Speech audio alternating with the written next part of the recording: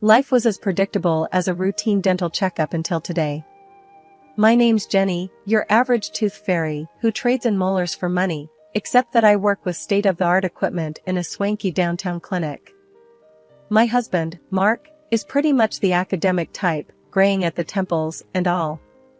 He lectured in the halls I once roamed as a student, though we never swapped anything more than a hello back then. It was only after my cap and gown were tucked away that we started sharing dinners, and before you knew it, vows. You could say we lived a standard, married with no kids, just a couple of lazy goldfish life. Until today. Exhausted, slipping out of my work shoes, I saw them, divorce papers, as stark and chilling as an extracted wisdom tooth, lying beside a note on a coffee table that had seen better days, his handwriting, no doubt. Grimacing, I picked up the note. His words punched me in the gut harder than any root canal ever would. Jenny, I'm tired. Tired of the humdrum, of papers, of people. I need silence, not the kind we got on Sunday mornings, but the deep kind that you only find away from civilization. Consider this my path to becoming a nobody, to finding some darn peace. Mark. My hands trembled, the note nearly crumpling in my grip. No dramatic outburst, shocked as that to you. I uncapped one of the pens that was always scattered around and scribbled on the back of some grocery receipt, the only paper in immediate reach, then dialed Mark, heart drumming a harsh beat against my ribs. The line clicked, and after what seemed like a year, his familiar, now distant voice answered. Jenny? Mark. What's this about becoming a nobody, huh? You dumping our years together like last week's trash? Jenny, you're not getting it. I can't. I don't want to. It's not you, it's... Cut the crap, Mark. You leave a note? Papers? Just like that? My voice rose as I gripped the phone like it was a lifeline. Where are you? There was a pause, a silence that spoke volumes. Somewhere you can't find me. Somewhere I can be alone. Alone? And what am I supposed to do, huh? Just sit tight and smile while you play hermit? Jenny, please. No, you listen. You can't just decide you're bored, and... Bored isn't the word, Jenny. I need something else, something different. What? Silence? You want silence, by earplugs. But you don't just get to check out. I spat the words out as if they were sour. Jenny, please try to understand. Oh, I understand, all right. Understood loud and clear, Professor. You've made your point. Enjoy your bloody peace then. The line went dead with a finality that echoed in the now too quiet room. The note lay there, staring up at me with its life-altering news, and I was left to figure out if I was to press on with the painful extraction of Mark from my life or root around in the mess for a sliver of hope. It seemed I had more than just teeth to pull. The clinic reeked of strong antiseptic. Where it used to put me at ease, now, it just stirred the pot of my mind, brimming with gossip. Mark, my ex, gone puff, just like that. And the fact that everyone wouldn't shut up about it was getting under my skin. The phone was buzzing again. It never eased up. I knew without looking it was more of the same, nosy folks prying for details. Sam's Dental, how may I help you? I answered, using the clinic's name to avoid personal questions. Hey, it's Lizzie from Math Department. We heard about Mark. You holding up okay? I sighed. Yeah, Lizzie, I'm doing my job. Anything else? I mean, it's just weird, right? Mark's such an urban guy. She pried, digging for dirt. It's his choice, I snapped, a bit more sharply than intended. Sorry, it's just been a rough day. I could almost hear her shrug through the phone. Sure, just checking in. You know how it is here, we're all a bit nosy. The clinic was quieter than usual. I could almost hear the whispers bleeding through the walls. Patients eyed me with a mix of pity and morbid curiosity as I walked through the hall. I needed a break from the staring and the rumors. I found myself in the staff room with Rosa, the receptionist, who was always blunt as a spoon. She was digging through her locker, the metal door screeching like nails on a chalkboard. So, he left you the papers then disappeared, huh? Rosa didn't mince her words. That's about the size of it, I muttered, pouring myself a coffee. She leaned against the lockers, arching an eyebrow. You sign M? Yeah. Savage. Rosa shook her head. Man's got style, give him that. I couldn't help but laugh, leave it to Rosa to call a disappearing act stylish. Back in my office, the nice and tidy one with diplomas on the wall, the phone rang again. It was the one face I didn't mind showing up in my caller ID, Angela, the closest thing I'd had to a sister since forever. Girl, how you just gonna let him punk you like that? No hello, no how are you, just Angela in all her glory. He didn't punk me, Ange. I signed the papers, that was my choice. And you just gonna roll over and play dead? There's nothing to fight for. I'm done and dusted with him. There was a pause, I knew Angela's wheels were turning. Fine, she said. But this isn't gonna fly. We're going out tonight. You need to blow off some steam, or you'll go nuts. I wanted to argue, but she wasn't wrong. Besides, it beat listening to the whispers and rumors that looped like a bad soundtrack in my mind. The hours ticked by, filled with teeth cleaning and dodging personal questions. By the time my last patient left, I was ready to peel out of there like a bat out of hell. Angela was waiting for me at the local dive, the kind of place where the beer was cold, and no one gave two hoots about your personal drama. I walked in and spotted her straight away, waving enthusiastically. What's kicking, chicken? She greeted me, sliding over a glass of something strong. Hey, Ange. Just the usual circus. I gulped down the drink, welcoming the burn. We talked, or rather, she talked, and I tried to forget. It worked, mostly. The clink of glasses and Angela's hearty laughter were a good combo. It was late when we said our goodbyes, just outside the bar. The night was dark, the wind was cold, and once inside my car, I realized something. I felt lighter. Like dropping off a heavy suitcase I'd been lugging around. The years had rolled by like series of silent movie frames. That old bitterness about Mark, it was more or less a faint echo these days. I mean, life had to move on, right? I shifted gears somewhere along the line, and now, well, now things were steady. You could say I was living the quiet life, except for the occasional siren wail, thanks to my new husband, Tom, the cop. Tom was good people. A chuckle in a uniform, you might say. He had this knack, you know, for turning a crappy day around with just a smirk and a joke that was so bad it circled back to being good. Then there was Joey, our little typhoon in toddler form. 3 years old and already the boss of the household. If joy came in human form, it was him, no contest. One pretty normal Tuesday, I was in the kitchen, fighting with the wrapper of a macaroni box. That's when Tom ambled in, his uniform looking like it had seen better days. He planted a kiss on my cheek, still sparking a little zing even after all these years, and ruffled Joey's hair. Hey, bud, how was your day with Mom? He asked Joey, who was smashing a toy truck into the linoleum. Joey's answer was a happy shriek and more enthusiastic truck smashing. I'm starting to think he's going to follow in your footsteps, I said, finally getting the box open and emptying it into the simmering water. Tom's beeper suddenly blared, ruining the moment. He checked it and grimaced. Looks like the station needs me. Some brawl at the bar downtown. Geez, Tom. Stay safe, will you? Always, he said, standing up, but with Joey still clinging to him. He handed our son back to me. Gotta run. I'll try not to wake you too when I come back. After he left, it was just Joey and me and the hum of the refrigerator. Joey babbled something about Dada, and I couldn't help but feel a twang in my chest. Sure, I had Tom and Joey, a solid job, a roof over my head. But sometimes, when Tom's cruiser pulled out of the driveway, or when Joey's laughter filled a room, I'd remember I once had a different life, a different partner in the dance.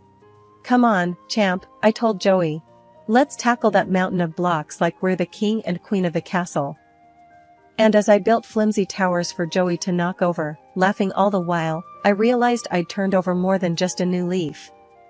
I'd started a whole new chapter. And you know what? It looked pretty damn good from where I was sitting. As the flat screen on the wall spat out images with quiet contempt, there was Mark, my ex, hunched over on a patch of green. The grass was probably crumpled under him, matching his wrinkled linen shirt. I hadn't seen him in years, not since he traded our life for silence and dirt paths. Those journalists were eyeing him like he was a prize pig at the fair, each waiting for their turn. Mark fiddled with strands of his wild beard as he leaned into the microphone. His voice, still with that calm know-it-all tone, itched in my ears. "Yeah, that's right," he was saying. "I had to leave because of her. She's got this heart, steeled over, you know? Cold. And cheating? She was a regular at that game. Took my piece, she did. That's why you find me here, away from all that mess." The air in the dental clinic was colder than usual, or maybe it was just my mood darkening everything around me since that darned news report aired. I slammed my locker shut, trying to shove away the clutter of whispers and side glances that had infested the office like bad breath. It wasn't just the sterile smell of mint and disinfectant lingering, it was the stench of gossip. Thanks to my ex, Mark, I was the new plaque everyone wanted to scrape off. "Hey, you done early?" Gina, one of the hygienists, leaned against the door frame, balancing a stack of patient folders. Her tone was casual, but her eyes were skirting around mine, wary. Too wary. "Yeah," I grunted, collecting my stuff. "Need to clear my head. This place is looking kinda stuffy." She snorted, a crude sound that was music to my irritated ears. "Looks the same to me. Though, you could cut the tension with dental floss." I offered a half smile, but didn't meet her eyes. "Maybe some people got cavities in their personalities," I replied, voice tight. As I walked out, I couldn't shake off the prying eyes. Reaching my car, I spotted Tom waiting for me, arms crossed, leant on the hood. His usual sunny exterior was clouded over. "How's it going, Jenny?" he asked as I approached, trying to light up the dimming day. "Like a root canal gone wrong," I replied, my keys jingled with a shake of my hand. Tom pushed himself off the car. "You know what I think? Screw him. He's talking crap." "That's one word for it," I said, opening the car door. Tom detoured it, his stance stubborn. "We shouldn't let this nonsense get between us. You've got me, Joey, and Angela. It's their problem if they believe that liar." The sincerity in his voice was a soothing balm, but I was too riled up to take it in fully. "Sure, but try telling that to the Hyena Club in there." He grabbed my hand, his grip firm. "Listen, let's grab Joey, hit the pizza place, and just chill. All right?" I took a breath, absorbing the offer. "You always know how to patch things up, cop hubby," I said with a tired smile. "And don't forget it."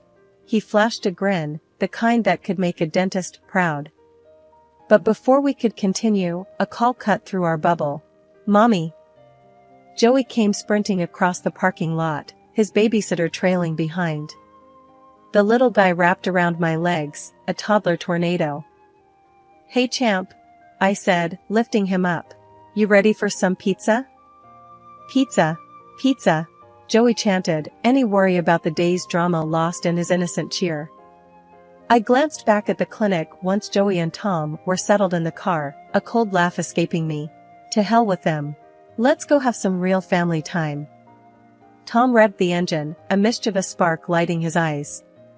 "No looking back, babe, that's the rule." "Got it, boss," I said, and as we drove off, Joey's giggles, the only sound I cared about, I felt the heaviness shed bit by bit. It was just another crappy chapter in the novel of life, one that I'd darn well write myself. No ex-husband was going to taint my reflection, not anymore. I was still reeling from another day's work when she cornered me. Jasmine, the new intern, was kind of edgy since the day she stumbled in, but today, she was all jittery. So there I was, peeling off my gloves, and she comes up real close, smelling like antiseptic and fear. "Doc, I gotta talk to you," Jasmine said, her voice as shaky as a beaten-up washing machine. "What's up?" I was already thinking about the pile of paperwork waiting to claw at my evening. "It's about Mark. I heard the other nurses saying you were married to that guy." Her eyes darted around the room as if afraid the walls would grow ears. "Yeah, what about him?" I tossed the gloves and reached for my coffee, gone cold hours ago. "I was a student when he was teaching. He wasn't just giving lectures, if you know what I mean." Her voice took a dive, like someone had yanked the volume down. "He did stuff. Bad stuff." I felt something raw and bitter twist in my gut. "Stuff?" I asked, hoping for some vague rumor I could dismiss. He was handsy, you know, with me. And with others. We were just a bunch of scared kids, and he liked that power. Jasmine spat the words out like they were poison. My grip on the mug tightened. "Why are you telling me this now?" "Because I saw him on TV, acting all holy and repentant. I couldn't stomach it. I threatened to expose him, and then he vanished." "That coward," I hissed. The mug in my hand cracked, coffee seeping through the spiderweb crevices to drip onto the floor. "He told everyone he left 'cause of you and some grand spiritual quest. But that's bull. He fled 'cause I had proof of what he did. The texts, the creepy late-night calls." "That's a big claim, Jasmine," I managed to say, my throat dry as sawdust. "You got any of that proof on you?" "Yep," she said, a grim satisfaction in her tone. She hauled out her phone, a cheap thing with a cracked screen, and flicked through messages until she shoved it under my nose. There it was, in black and white. A whole sordid history laid out in texts and emails. I read, every word a punch in the gut. When I was done, I looked up. "I'm sorry, for what it's worth. Thank you for coming forward." "We gonna do something about it?" she asked, tough as nails now. "Absolutely," I said, feeling a flame of anger kindling inside me. And as we plotted revenge on the man I once called a husband, the man who had fooled us all, I felt a grim kind of satisfaction. This was going to be messy, but hell, it was about time some dirt got cleaned up around here. I stood there in the clearing, staring at the man I once called my husband.